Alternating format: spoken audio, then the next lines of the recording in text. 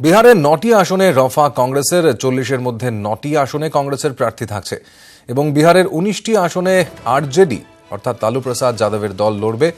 আরএলএসপি ৫টি আসনে প্রার্থী দেবে। হাম এবং ভিআইপি ৩টি করে আসনে লড়বে।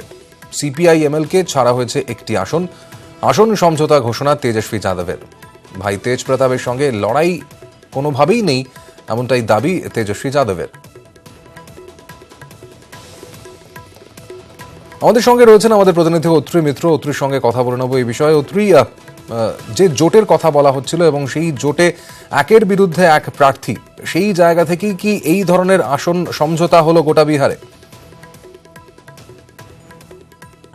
আলোচনা দর কষাকষি অনেক কিছু হয়েছে এবং কংগ্রেস আরো বেশি সিটের দাবি করেছিল, কিন্তু শেষ পর্যন্ত এই একের বিরুদ্ধে এক এই নীতির স্বার্থেই কংগ্রেস কিন্তু অনেকগুলো সিটের দাবি থেকেই সরে এসছে এবং বড় অংশের আসন কিন্তু আরজেডির জন্য ছেড়ে দেওয়া হয়েছে। আরজেডি যেহেতু বড় শরিক এবং বাকি যে ছোট ছোট দল যেমন সিপিআই এমএল এই প্রথমবার আরজেডি এবং কংগ্রেসের সঙ্গে জোটে সামিল হয়েছে।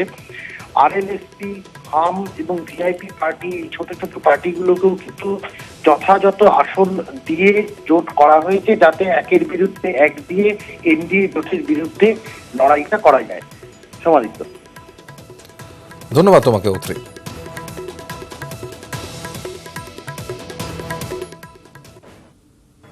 कि महागठबंधन में इतनी देरी क्यों हो रही है, क्या कारण है? हम बताना चाहते हैं कि देर आए हैं दुरुस्त आए हैं। आप देखिए, बीजेपी और नीतीश कुमार जी की पार्टी ने कैंडिडेट जो है वो अनाउंस कर दिया, लेकिन अब तक जनता के बीच में नहीं गए, प्रचार में नहीं गए। क्या कारण है? हम लोग तो प्रचार में जा रहे, हम लोग तो डेली दौरा कर रहे, जनता के बीच जा रहे। ये एनडीए जिस प्रकार से हम कहना चाहेंगे कि जो गठबंधन एनडीए का है, इन लोगों ने जो जनादेश का अपमान करने का काम किया है, ये जितने लोग हैं जो संविधान विरोधी लोग हैं, जो गोवलकर और गॉडसे को मानने वाले लोग हैं, जनता को जिन्होंने ठगने का काम किया है, नौजवानों को जिन्होंने ठगने का काम किया है, किसानों को जो ठगने का काम किया है, आने वाले समय में जनता जो है बदला लेने का काम करेगी।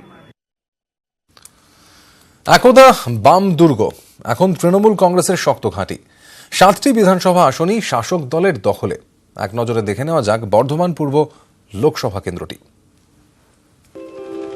দামোদর আর ভাগীরথীর তীরবর্তী এলাকা নিয়ে বর্ধমান পূর্ব লোকসভা কেন্দ্র। এলাকার মানুষ মূলত কৃষিজীবী। অখণ্ড অবস্থায় বর্ধমান ছিল লাল দুর্গ। সময় বদলেছে, মসনদও বদলে গিয়েছে। 2009 সালে ডিলিমিটেশনে তৈরি হয় নতুন লোকসভা বর্ধমান পূর্ব। ভোটের ভূগোলে এই লোকসভার অন্তর্গত 7 বিধানসভা কেন্দ্র হল রায়না, জামালপুর, কালনা, মেমারি, পূর্বস্থলী উত্তর, পূর্বস্থলী দক্ষিণ এবং কাটোয়া। এই 7 বিধানসভাই তৃণমূল কংগ্রেসের দখলে। এই লোকসভা কেন্দ্রে মোট ভোটার 16,94,590 জন, পুরুষ ভোটার 8,68,018 জন, মহিলা ভোটারের সংখ্যা 8,26,524 জন, তৃতীয় লিঙ্গের ভোটার 48 জন। সংরক্ষিত এই আসনে তপশিলি জাতি উপজাতি ভোটার প্রায় 22%, সংখ্যালঘু ভোটার প্রায় 16%। এই আসনে জিতে নেত্রী মমতা বন্দ্যোপাধ্যায়ের মুখের হাসি চওড়া করেছিলেন সুনীল মণ্ডল। জিতেছিলেন 1,14,000-এরও বেশি ভোটে। নিউজ 18 বাংলা। গায়ের রং শ্যামলা, ঠোঁটের কোণে মিষ্টি হাসি, 6 ফুটের বেশি উচ্চতা। ভাবছেন কোনো স্পোর্টস পার্সন বা নায়কের কথা বলছি? হ্যাঁ, নায়ক তিনি বটে, তবে শুধু পর্দায় নয়, রাজনীতিতেও। বাংলার প্রিয় নায়ক দেব ঘাটালের সাংসদ দীপক অধিকারী 2019 সালের লোকসভা ভোটে ফের লড়ছেন তৃণমূলের তারকা প্রার্থী। খোকাবাবু যখন লাল জুতো পায়ে যান, চ্যালেঞ্জ না নেওয়াই ভালো। তার মন না মানলে চাঁদের পাহাড়ে উঠে একেবারে লে ছক্কা। যদিও আপাতত তিনি ছক্কা হাঁকাচ্ছেন রাজনীতির ময়দানে। দেব সাংসদ দীপক অধিকারী 2014 সালে তৃণমূলের ঘাটালের প্রার্থী ছিলেন তিনি। 2019 সালের লোকসভা নির্বাচনে একই কেন্দ্র থেকে দাঁড়িয়েছেন তারকা প্রার্থী দেব। চ্যালেঞ্জ না নিলেও জানতে তো দোষ নেই এই নায়কের সম্পর্কে।